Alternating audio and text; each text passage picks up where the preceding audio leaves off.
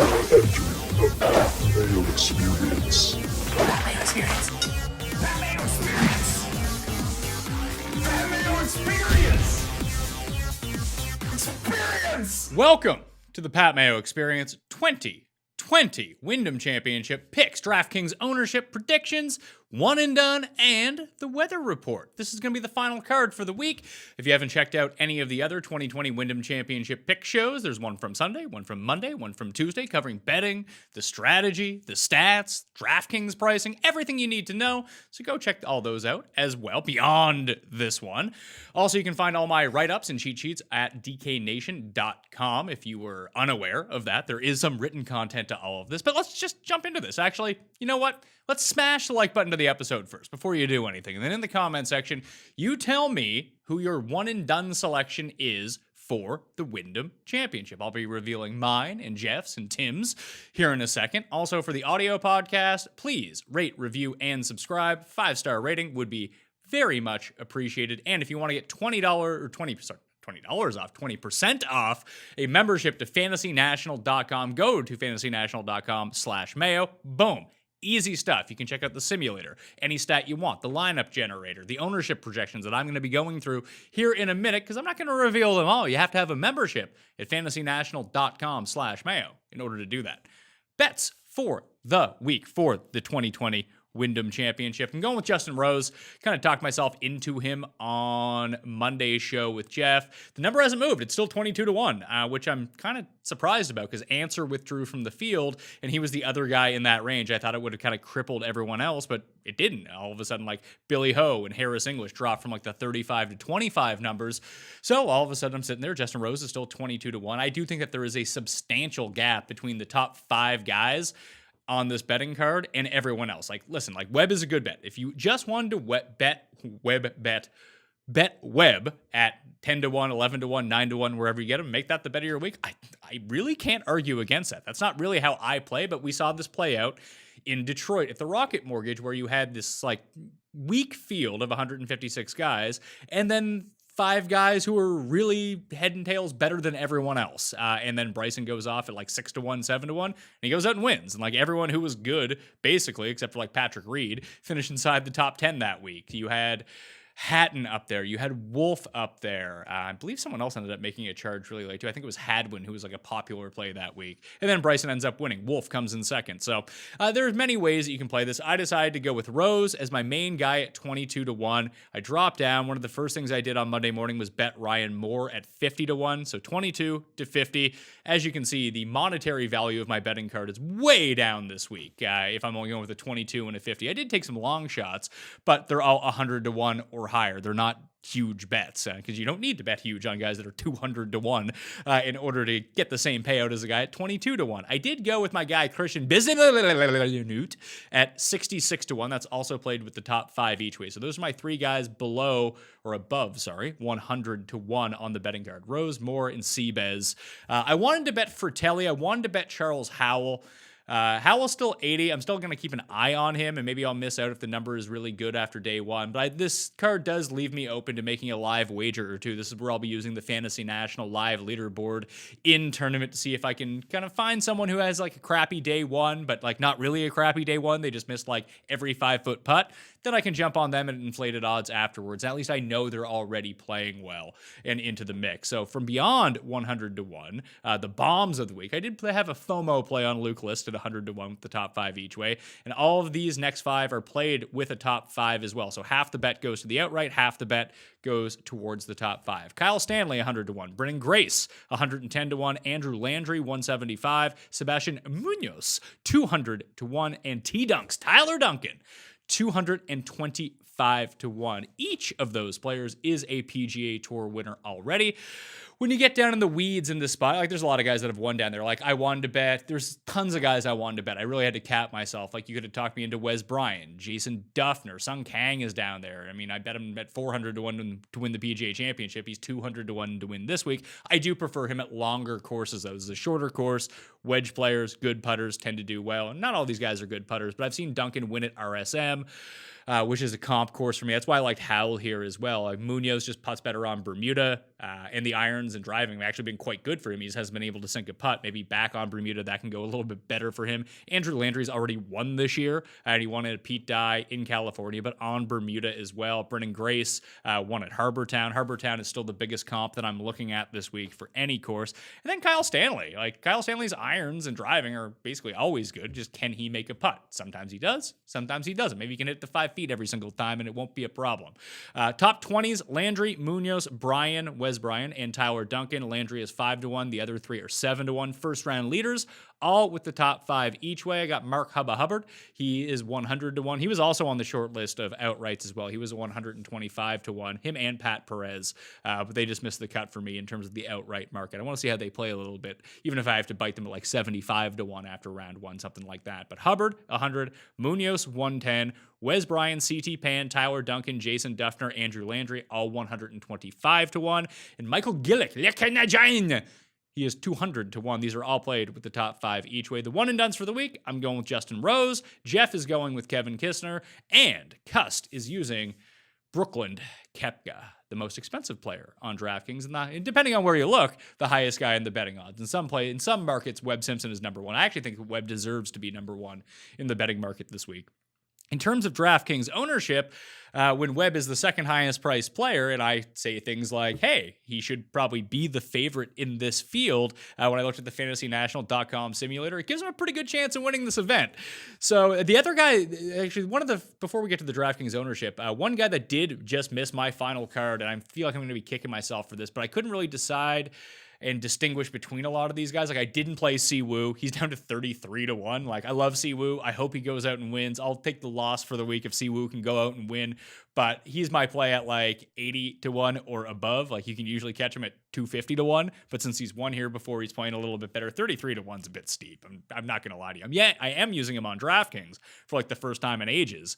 But I don't know if Siwoo is going to get my money at 33-1. Shane Lowry was the one that actually rates out by length of hole really well. The simulator liked him a lot. He's 40-1 in the betting market, and the simulator gave him a 22-1 chance to win. So you're getting almost double the odds of what the simulator says. Now, the simulator doesn't know these players. It gives Justin Rose almost no chance to win just based on the results that he's put up on holes of this length. But I like Justin Rose. I like the comparison courses that he's played well at. I like to see that his irons came back last week, and I know he can make the putts. That's why I like Justin Rose so much this week. And he has the best odds of the 5 favorites. Like, he has higher odds at 22-1 than Paul Casey has at 20-1. That's just all recency bias. So I think Justin Rose is a better player. You know, he wins a lot on the PGA Tour. He wins around the world. He's won a major, unlike Paul Casey. So that's why I ended up on Rose over Casey and Fleetwood in that regard. Webb Simpson going to be at least 30% owned on DraftKings. Depending on the contest in cash games, I bet you he's going to be like 65% owned. I have made the conscious choice to fade Webb Simpson. 100% fade across all lineups. So if Webb wins, I'm going to lose money. Probably all the money I've invested into DraftKings this week. If Webb comes like T29 or misses the cut, probably going to have a pretty good week. Granted, if Justin Rose ends up playing really well. So from the top, I went full fade on Webb, Reed, and Casey. I played a ton of Justin Rose, played a lot of Tommy Fleetwood, and I played 4 of 20 lineups with Brooks in them. I have no faith in Brooks this week, but I'm looking at the ownership right now, and it's going to potentially be single digits. And he is I guess he's not the highest ranked player in this field. Webb is, but like, it's still Brooks. And whether he's engaged in this tournament or not, it's a pure game theory play. He's going to be the lowest owned of the 10K guys that if he does go out and just wants to shut everyone up and goes and wins, there's going to be very few people who have Brooks Koepka in their lineups. The biggest issue this week on DraftKings was figuring out what to do at the top. Just like, I wanted to just start my teams with Justin Rose and move on down. I was good with fading all of the top 5 guys, just because I think this is a very balanced field. And like, once you get to like the mid 5s and the 6s, like, I like a lot of the guys in the 6s, but I didn't love anyone over like $10,000. So it's hard to jam in 6K guys when you don't love any of the 10K guys. And it puts you in this middle range where I don't love a lot of the players. So I have a lot of like Rose Spieth teams, like Harris English and Billy Horschel garnering over double the ownership or potentially more of Jordan Spieth in that 9K range.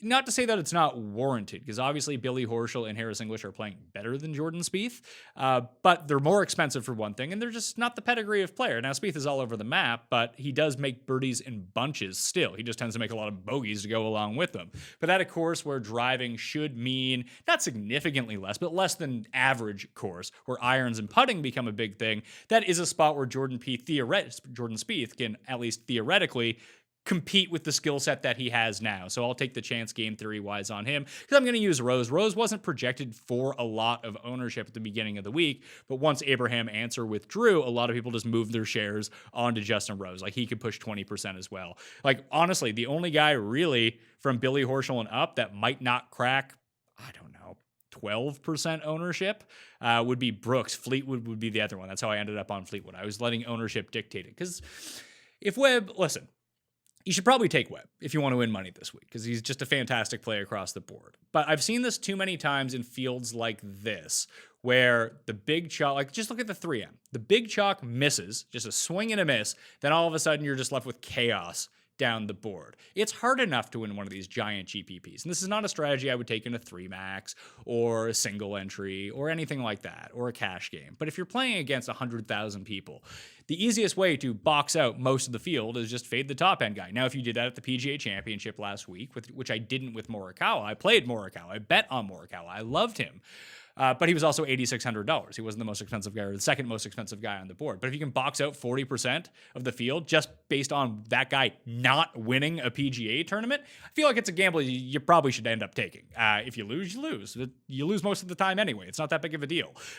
If you want to play to win, and when you win big. This is an opportunity to get away from a lot of ownership and forge a path for yourself that actually leads to the top of the leaderboard. Like if Webb plays well, you're just in a 5v5 with everyone else at that point. At least this way, if Webb busts out even a little bit, like I said, like if he finishes outside the top 15, that's probably considered a bust for Webb, depending on how the other options play above $10,000, of course. But it's a situation where, I don't know, like probably 1 in 5 times, 1 in 6 times, 1 in 7 times, something like that. Webb misses the cut here. I mean, it's not a high percentage play, but if it happens, you're just glorious if you don't have him. And if he makes the cut, then he just probably doesn't win. I had a double that hinged on Webb Simpson winning the RSM last year. And what happened? He got caught by Tyler Duncan and lost in a playoff. Like shit happens in golf. It happens all the time. And that is another crossover course here. So Spieth, Brooks, and Fleetwood appear to be the 3 lowest owned guys from $9,000 and above. The real chalky guys this week overall, besides Webb Simpson, Harris English, and Billy Horschel and Justin Rose are probably going to be like your 4 highest owned guys. Ryan Moore and Kevin Kisner in that mid-range. Norlander and Joaquin Niemann are 2 other ones probably pushing over 15% depending on the tournament. Then you have like the Todd Father. Russell Henley is going to be popular. He's a really good price. I just kind of avoided a lot of that range anyway. Doc Redman and Harold Varner are others that are garnering ownership at the moment. So you can kind of think it through. It's not a high exposure week for me. I actually dialed back significantly on what I would play in a normal week. I dialed back my betting card. I just don't have a great feel for it. That's why I checked a few bombs. Maybe I can get someone in contention. I just don't want to go broke on a tournament I don't feel great about. In terms of the other guys that probably should be pretty high end owned, I'm really curious to see what happens with Sung Jae. I feel like I'm going to be an idiot for fading Sung Jae at some point, but it looks like he's still garnering a bunch of ownership. And this is a really good course for him. And we know he can just kind of turn it around like that, but he's been playing so poorly that it's really tough to have any faith in him right now. Weather concerns for the week?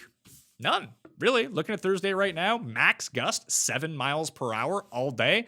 So AM, PM doesn't really matter. On Friday, gusts might get up to 10 miles per hour. There could be rain in the forecast overnight, and it could rain during the day on Friday. So overnight on Thursday, it's supposed to rain a little bit. Then it's supposed to rain more overnight on Friday. Maybe early on Friday, everything is a bit softer and guys can fire at pins. That would be just me trying to really reach for a case to go PM, AM. I don't see any definitive tee time split right now. Maybe if you play Showdown on Friday, take the morning guys. Maybe the wind will change. You can always go to Wind Finder. I'm using Oak Hollow Lake as the Wind Finder tower that I'm using for Sedgefield CC. It seems to be pretty close to the course, or it's the closest one in proximity to the course. Like on Saturday, no wind. Wind seems to pick up a little bit in terms of gusts on Sunday. Like that's up to 13 miles per hour. It averaged like 16 last week. And these are the top end gusts. The average for the entire week looks like it's going to be around 5 miles per hour. So wind is almost not a concern here. And the rain should break up some of the sweltering heat. So if the course dries out, you get some rain, get it back going. So not a whole lot about the Wyndham Championship. Like after, 12 hours of coverage day of the PGA Championship. Don't get me wrong, I love watching golf. 4 days in a row for 12 hours a day. It's nice to kind of dial back a little bit. Shot Tracker will actually be working this week, unlike the PGA Championship. We'll get our Golf Channel birdies back in. It'll just be a fun sweat. So hopefully we can get 6 of 6 through the cut. Maybe everyone can go have a good week. Maybe Justin Rose can win. That'd be nice. I'd enjoy if Justin Rose could win. That'd be financially very good for me. So we'll see how it goes.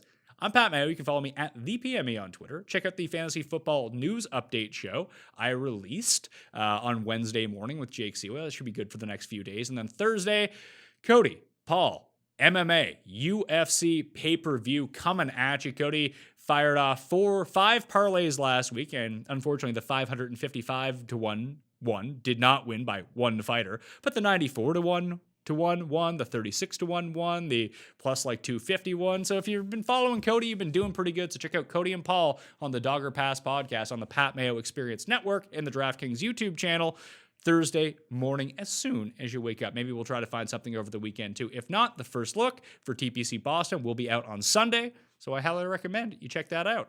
FantasyNational.com/Mayo for 20% off. Smash the like, go rate and review the podcast. And that'll do it. Hope to hear from some winners on the weekend. All right? I'm Pat Mayo. I'll see you next time. That Mayo experience.